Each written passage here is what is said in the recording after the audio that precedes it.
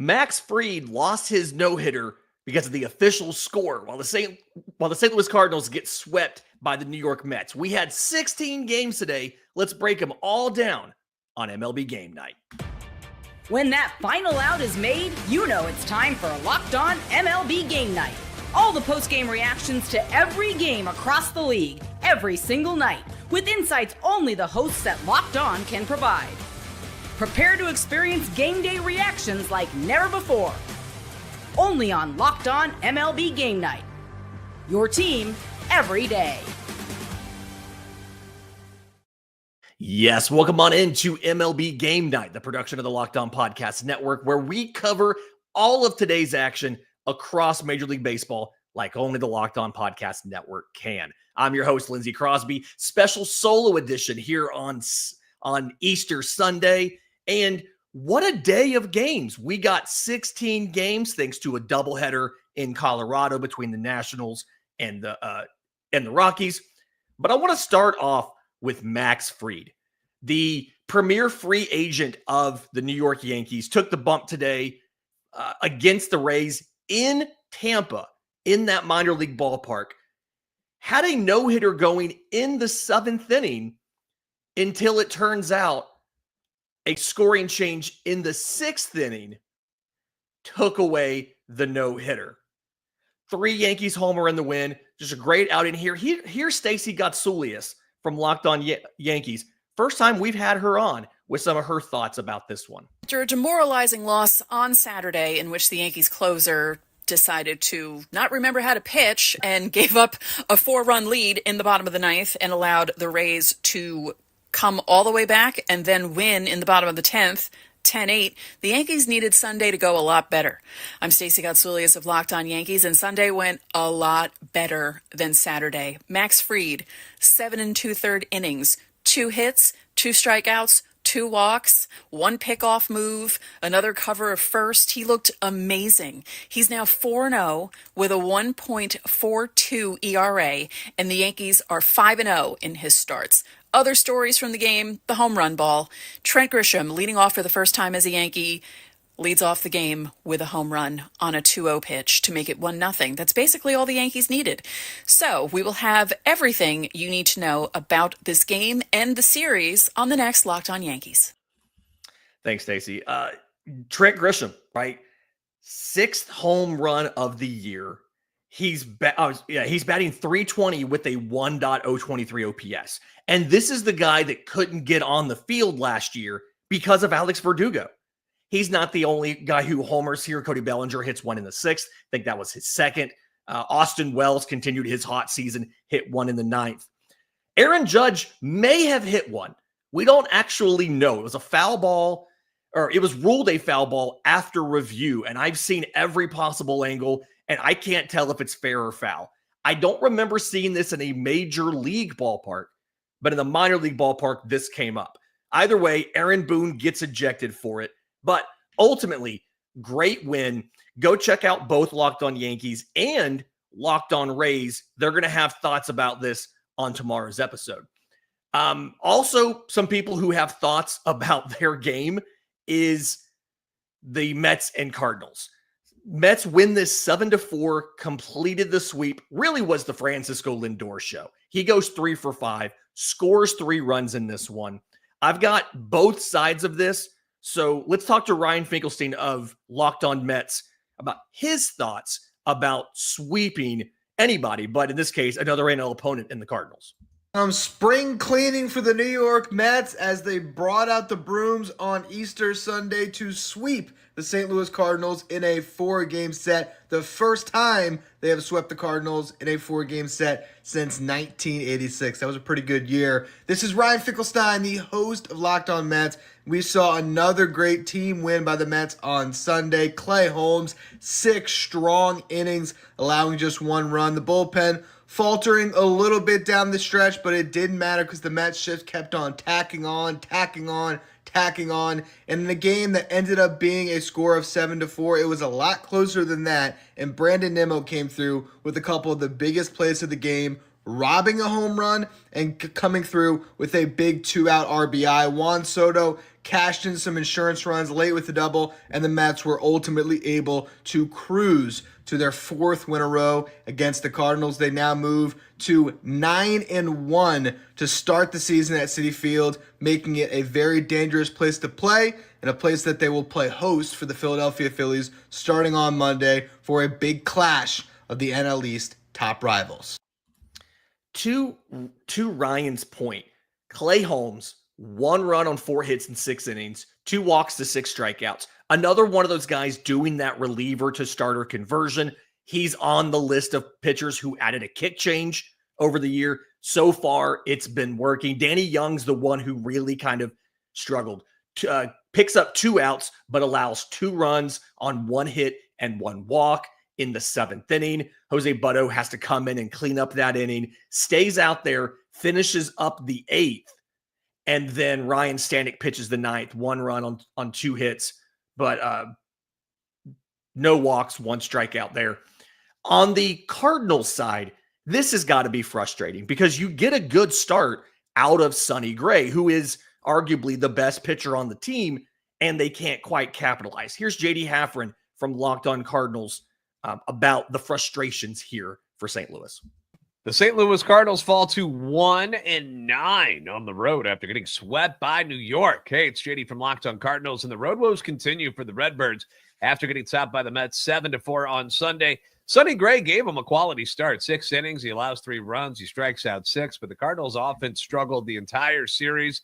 They tie things up in the 7th inning when Thomas Ujasi hits a 2-run double, but the Mets come right back in the bottom half to take the lead, and they tack on 3 more against Ryan Fernandez in the 8th to blow the game open. Fernandez's ERA is now 11.25 on the year. It's a far cry from the results we saw in 2024. Meanwhile, the offense, which had been so good, hit a combined 171 in this series, and it's the first time the Mets have swept the Cardinals in a 4-game series since 1986.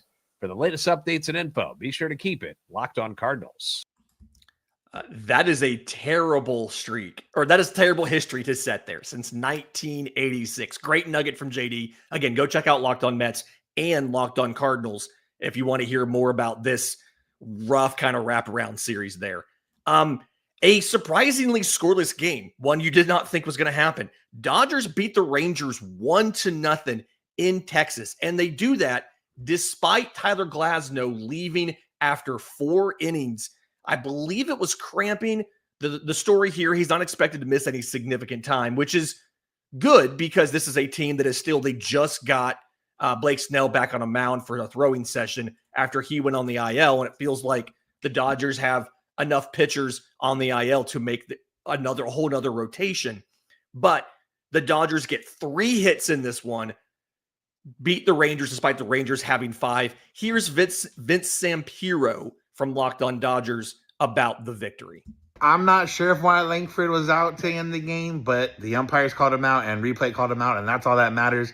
It's Vince from Locked On Dodgers, and the Dodgers win 1-0 in Texas to take the series and come a few outs away from sweeping the series.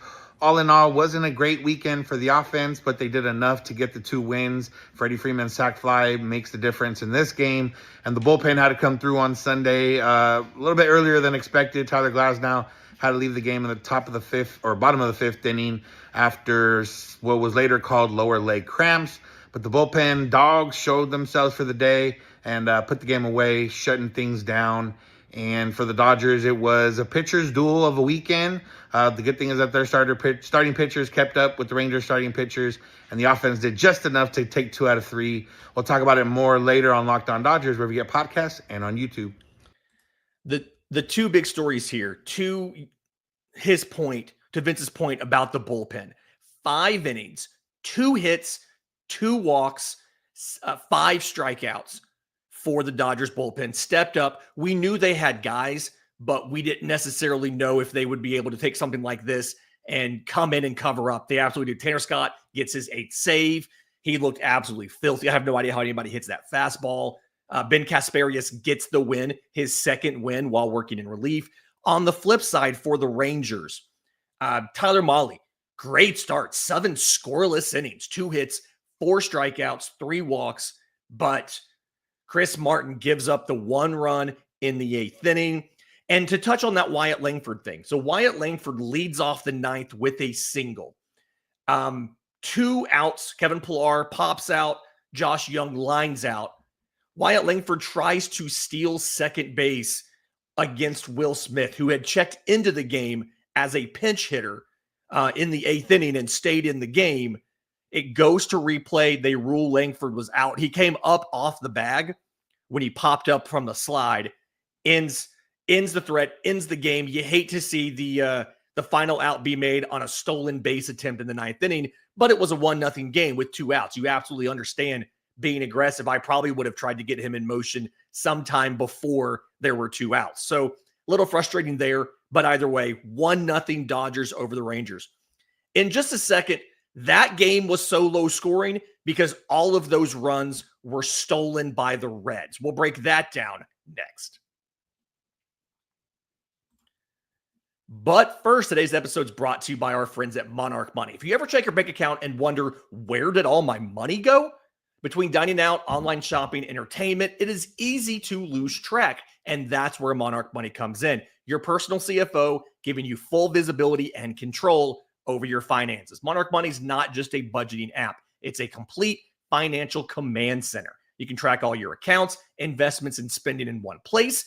So you stop just managing your money and start building wealth. Take control of your finances with Monarch Money. Use code LOCKEDONMLB at monarchmoney.com for 50% off your first year. Not only do they help you organize your money, they save you money. That's monarchmoney.com, code LOCKEDONMLB for half off your first year.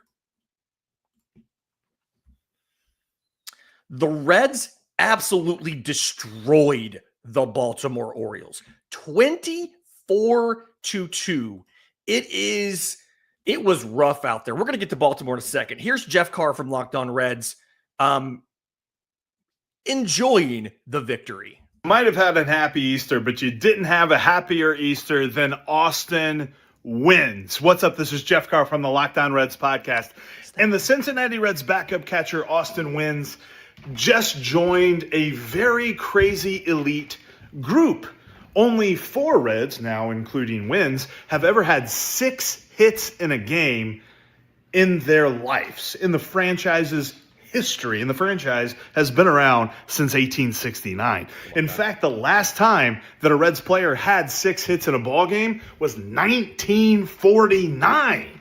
And Austin Wins just did that. What's up? This is Jeff Carr from the Locked On Reds podcast. And the Cincinnati Reds beat the Baltimore Orioles 24-2.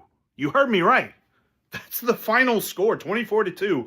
And the lineup has just been phenomenal here lately. You say, 24 runs. They probably haven't scored in a week, and they're not going to score in another week. They scored 10 runs in total in the first 2 games of the series, and they won a rubber match, something they haven't done in a long time. This Cincinnati Reds team looks to be hitting their stride.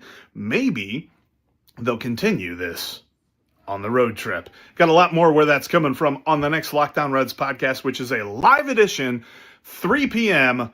on Monday afternoon. Make sure you join us. 25 hits, 11 walks. Austin Wins 6-7, 6 RBI. Noelvi Marte, 5 for 7, 3 runs, 7 RBI. Hits a home run, has a double. Austin Hayes goes 4 for 6 with 4 runs, RBI.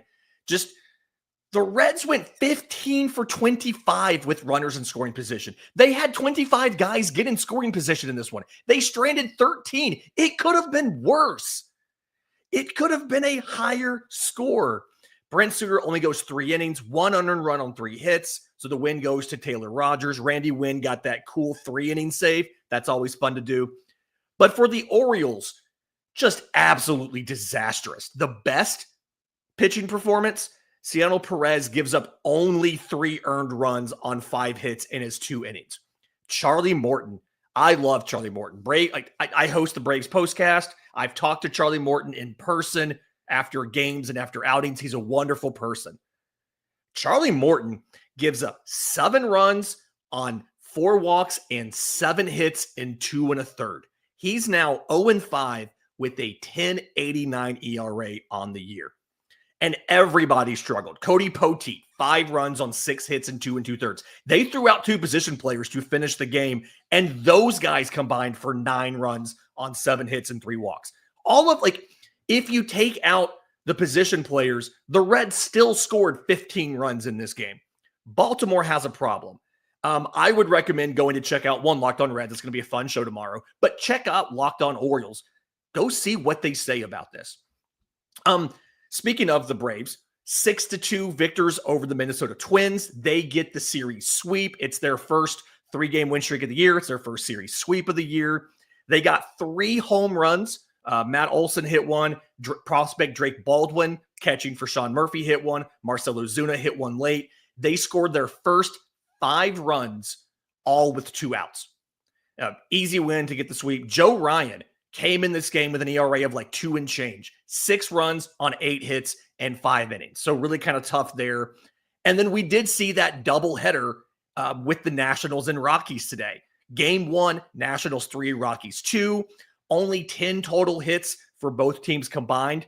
What was wild here? The Nationals had 0 RBI.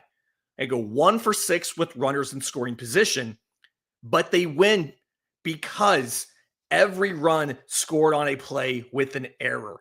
Catcher Braxton Fulford for the Rockies had 3 throwing errors. This game could not have been more disastrous. The Nationals hit 6 RBI, and that's all. 6 singles, and that's all they did.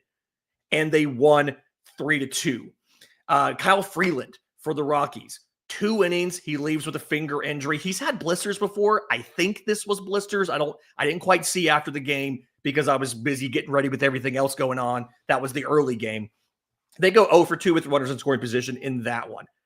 But then they turn around. They get the win in the nightcap 3-1. Anthony Senzatella comes out there 6 innings, 6 hits, 1 run, 1 walk to 2 strikeouts. Mickey Moniak plates 2 with a 4th inning triple to get that 3-1 win.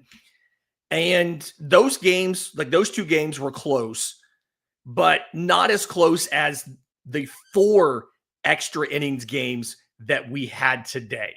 We'll talk about those next, right here on MLB Game Night.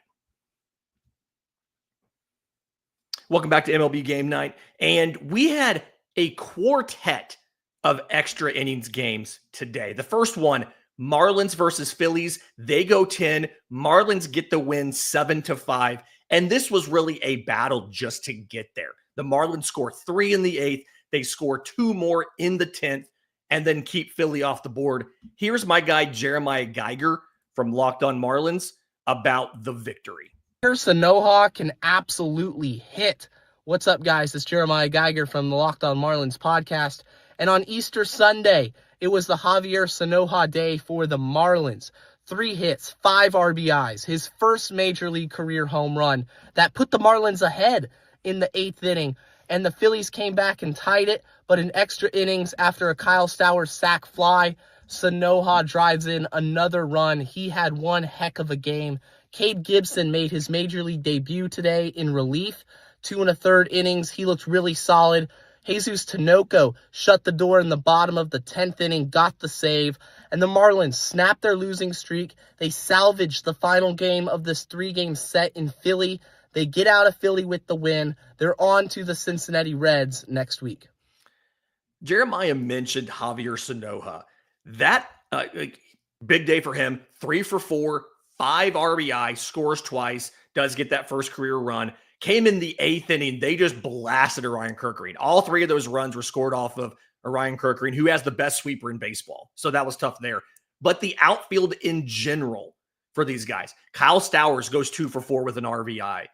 Dane Myers in center field goes 2 for 5, scores 2 runs. Connor Norby came back recently playing third base, 3 for 5 with 2 runs. The Marlins did what they have not been able to do a lot this year, and just string together consecutive hits and put up a crooked number on the board. The bullpen manages to hold. Bender actually gets charged with a blown save in the 8th, but they come back. Foucher gives them a scoreless 9th. Tinoco gets the save in the 10th. On the Phillies side, I think you're going to have a little bit of frustration from our guy Connor Thomas because Jesus Luzardo was amazing and they blew it. The Phillies give away game 3 of their series with the Miami Marlins. I'm Connor Thomas, your host of Locked On Phillies. And man, that one's going to hurt, right? You won the series, which is great. You'll take that. But the bullpen was a nightmare. Jordan Romano yesterday. Today, Jesus Luzardo gives you a good start, and then you can't close the door. I just... Hang on. I'm pausing real quick. Good start. 7 innings, 1 earned run. It was 2 total runs, but 1 earned run, no walks, 7 strikeouts. That's better than a good start, Connor, but continue. This bullpen can't be this bad all year, right? That's going to be a major problem. I don't know if it's going to be guys waking up. I don't know if it's going to be roster moves. I don't know what you do, but right now the bullpen is an issue for the Philadelphia Phillies, and they can't have this happen with the quality of starting pitching and the quality of offense, too, that you're getting right now with the Titans. I mean, they're not in like trouble. They're still a good team. They won the series, but this is just, it's a miserable way to end your series with the Marlins. You got the Mets coming up and another big NL East series. We'll see if the bullpen can pick it up a little bit. We'll talk on the next episode of Locked On Phillies. Yeah, and I get the frustration here, right? Again, quality start, 7 innings, 1 run for Luzardo, but Kirkring gives up the 3 in the 8th for the blown save, second blown save of the year. Jose Alvarado gives you a scoreless 9th, and then Matt Strahm gets tagged for 2 runs. One of them earned because it was the runner on second base, but in the 10th, and then Philly can't come back and do anything. And to his point, decent offensive day, no home runs, which is unlike Philly, but 10 hits, 5 runs. I do think a little, not a lot of it, but a little bit of that blame does go on the offense, though. 18 runners in scoring position. 18 at-bats with runners in scoring position. They go 6 for 18. They strand 10 on base. Yes, the bullpen blew things, and the bullpen has been blowing things for Philly for a while. I don't know why they can have so many great stars on their team and they can't seem to find a good closer. But the offense, I do feel like could have done more.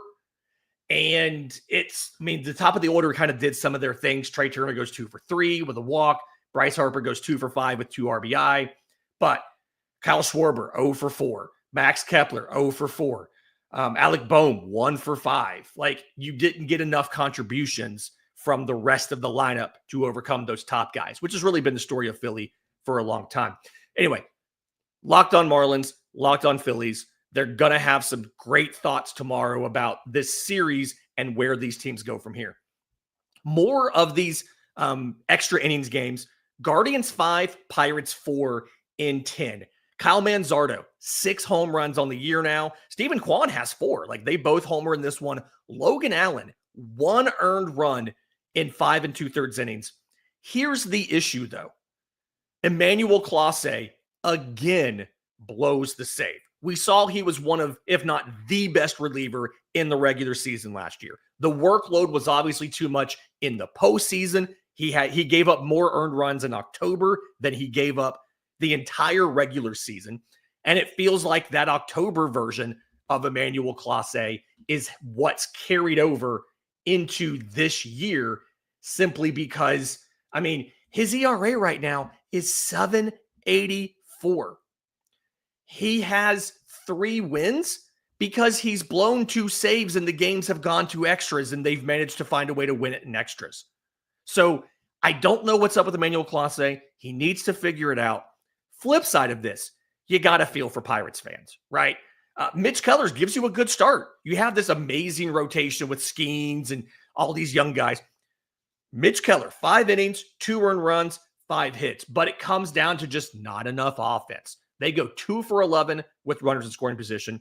They strand 9 on base, although they did prolong the game by putting up 3 in the 9th on Clase. But standard Pirates issues here, right? They just can't seem to get the pitching performances and the offense to match up at the same time. Pirates are now 8-15, solidly in last place in the Central. Guardians 12-9, second place in the Central. Royals Tigers, another game that goes to extras, right? Royals 4, Tigers 3. Mark Canha makes his return, 2 for 4, game tying RBI in the 8th off of Tommy Canley. But Michael Wacha, Tariq Skubal, both great. 5 innings. I think Skubal goes like 5 2/3. They both allow 2 runs on 7 hits. They combined for 9 strikeouts and 1 walk. But just another low-scoring game where these little things on the margin matter. Carter Holton takes the loss for the Tigers. Bobby Witt Jr. hits a sac fly to left in the 10th inning to score Drew Waters. That's it. And then the extra innings game that gave us extra innings, Diamondbacks Cubs. Diamondbacks win 3-2 in 11. Merrill Kelly, Jameson Taillon, another pitching duel. They both only allow 1 run in their 5 1/3 innings. Diamondbacks score in the 10th and the 11th. Cubs can't score in the 11th. Here's Sam Olber from Locked On Cubs. See if you can tell if he's a little frustrated about this one. Sometimes it just comes down to luck in the game of baseball. Cubs fall 3-2 in extras against the Diamondbacks. I'm Sam Olber from Locked On Cubs. A wild game on Sunday. The Cubs continue to play these crazy games and continue to figure out ways to lose on Sundays when they're going for sweeps, especially at home. But there wasn't much they could do today. Late in the game, they had a man on second, no outs. The ghost runner on second, no outs. Down 3-2. It was John Birdie, great speed.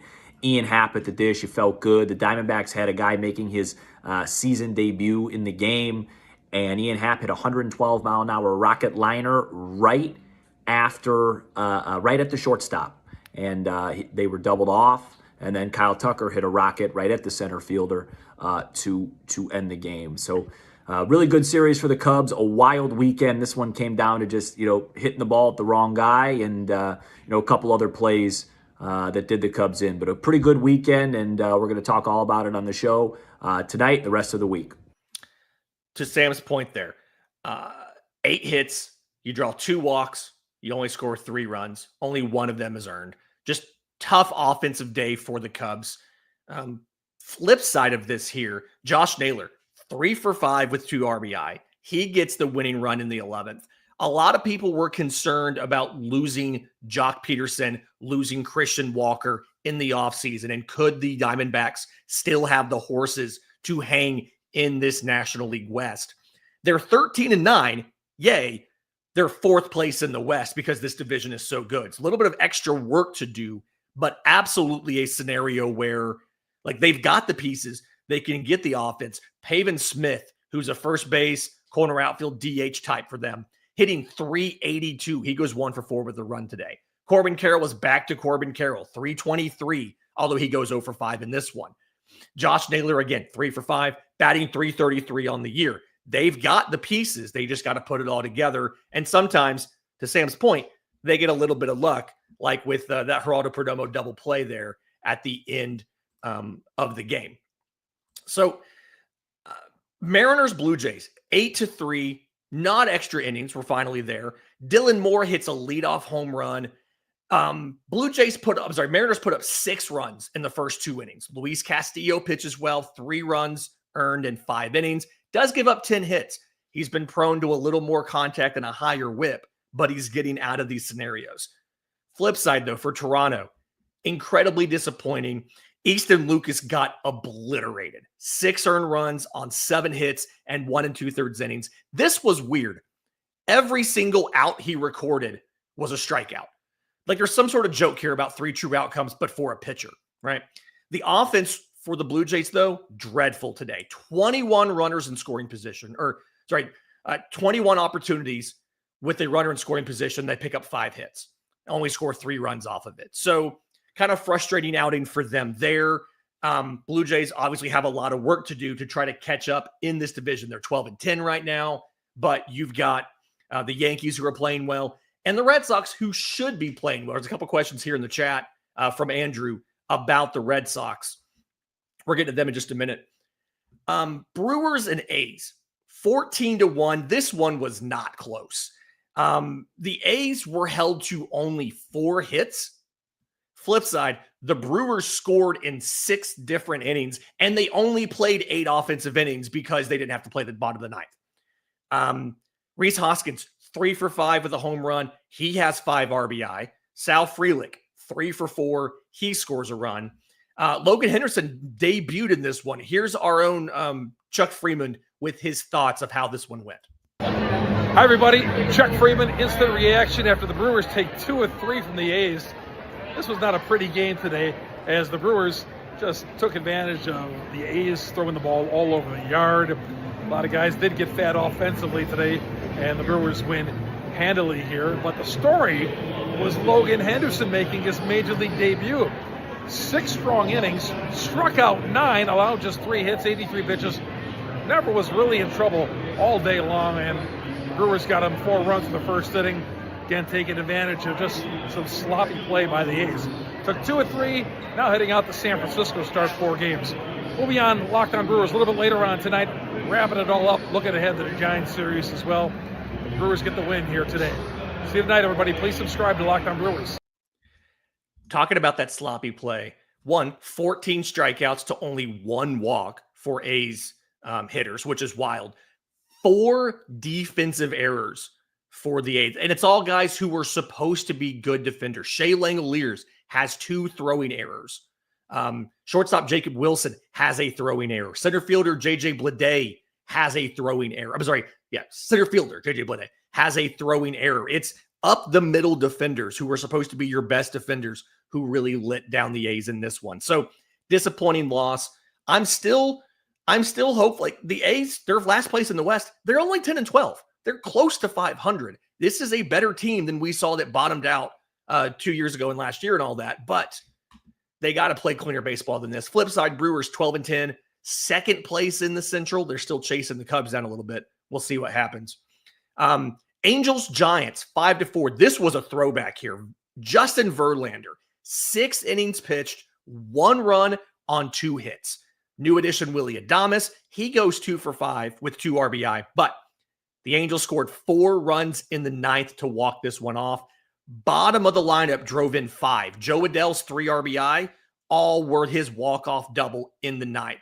Yusei Kikuchi gives him 5 1/3 innings, 1 run. None of those were not earned. It's an unearned run. 5 innings with 4 walks and 6 strikeouts. White Sox, Red Sox. Andrew asked about the Red Sox here.